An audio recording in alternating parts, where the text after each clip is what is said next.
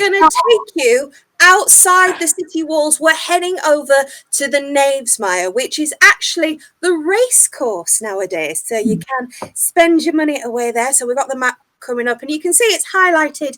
It's about a mile outside the city walls, and you can see the gallows is highlighted there. We're going to start how we mean to go on and start with my favorite topic of conversation: executions. I know, exciting.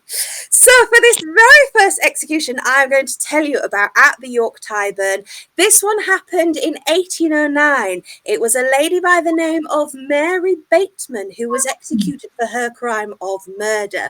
Now, Mary Bateman is more commonly known as the Yorkshire Witch, so there's definitely some stories that we can dig into there. But as appropriate, I say with each of the characters, oh look, there's Mary Bateman. There's also Emma, one of the directors of as Mary Bateman, concocting her own potions there as well. So she takes her art and crafts very, very seriously. But Mary Bateman, the Yorkshire Witch, she was born just outside of York, actually in 1768. And she took up working as a servant girl at a household in Thirsk. But she decided after a time, actually, she'd probably be better off working as a fortune teller over in Leeds. And this is where she actually managed to convince a lot of people that she had magical powers. She could make a potion or an ointment that would help you if you had some sort of ailment, if you were being haunted by demons or evil spirits. Her concoctions would actually get rid of them for you. And it turns out you can actually make a pretty fine living by doing this. So off the back of witchcraft is a pretty decent wage coming in. So if this all goes wrong, I know what I'm doing. But just in case. But things seem to take a bit of a downward spiral for Ms. Bateman when a married couple came knocking on her door. You see, they were troubled because the wife, Rebecca Perigo, was actually suffering from what she called maillard spirits. These evil spirits were trying to possess her, and it was taking its toll on the marriage. So Mary said, you know what?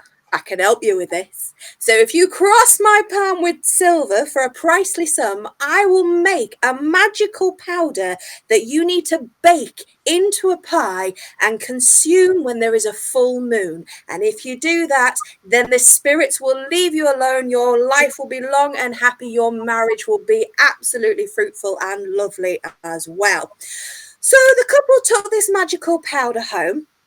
And as instructed, Rebecca waited for the full moon and she baked the powder into the pie, and she sat down with her husband to eat it. Well, the husband took one bite of the pie and went, ugh, that's absolutely foul. I'd rather live with the evil spirits than eat the rest of that pie. So he didn't touch any more of it. But Rebecca, thinking it was doing her some good, she continued to eat and eat and eat until there was nothing left of the pie. Well, that evening, as they were going up to bed, Rebecca suffered a very violent seizure. She was writhing around the floor in pain, clutching her stomach. She started foaming at the mouth, and within minutes, she was dead. She had left this world for good. Her husband, thinking he might have actually upset these evil spirits, decided he would go to the authorities and tell them exactly what happened to Rebecca in this fit of violence. And he also mentioned the fact that he had sought help from a local witch, Miss Mary Bateman. The authorities got very suspicious about this, and he said, so she said to bake a pie with a powder. Have you still got any of this powder left? So the husband said, actually, yes, I've got my untouched portion of the pie. So they went back to the house, had a look at this potion, and that's when the authorities discovered that the magical powder she had given was, in fact, arsenic. Oh, my God. Very naughty woman indeed. So Mary was quickly arrested and brought here to the courthouse in York. She was incarcerated over at the female prison, which is situated where the York Castle Museum is now today. So you can actually go into the Castle Museum and see some of the original cells there. But because she had this reputation of being the Yorkshire Witch, Well, she became a bit of a celebrity, so people flocked to go bribe the guards over at the prison to see if they could catch a glimpse of this Yorkshire witch themselves. But she was put on trial and was eventually sentenced to be executed. Now, I ask you a question, Susannah. As a witch, how do you think we execute witches in this country? Well, I would always say burning. Okay, burning. Joe, I put a question to you. How many witches were actually burned in this country? 700. 700. Oh, you're going quite high. You must know a lot of witches then.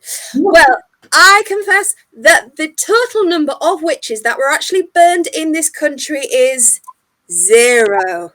No witches were ever burned at the stake in England.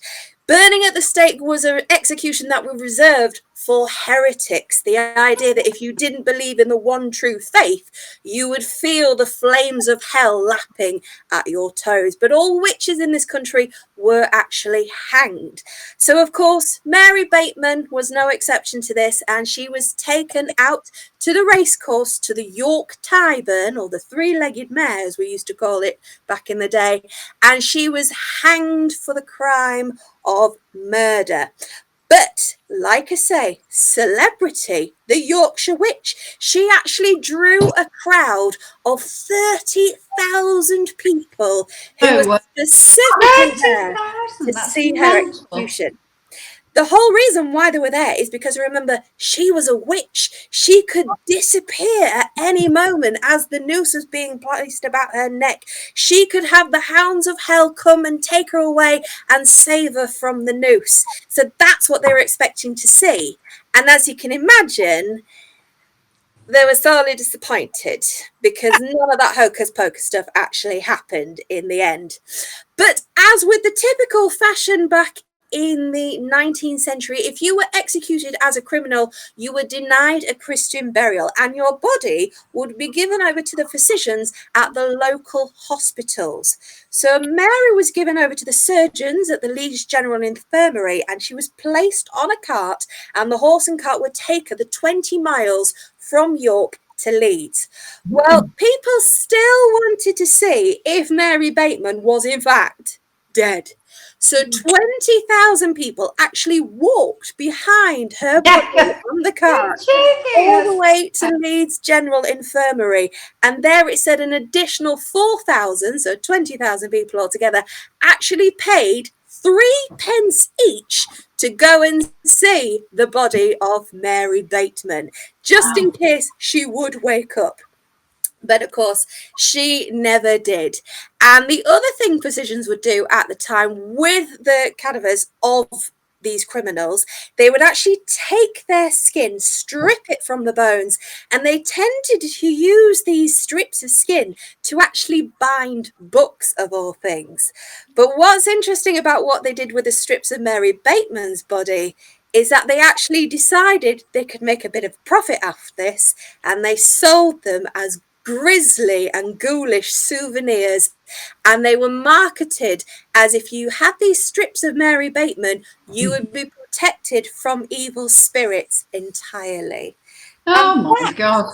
Is the story of Mary Bateman, the Yorkshire Witch. Oh, cheers. I need a bit of this after all that. Was gross. As you can see from that image there, I was fortunate to meet Mary Bateman. I did drink the potion she gave me. Funnily enough, I didn't eat the pie that she offered me at the time, so I left that to her. But just up until recently, you could actually go see the skeleton of Mary Bateman over at the Thackeray Medical Museum in Leeds, but I believe that they have taken it down now.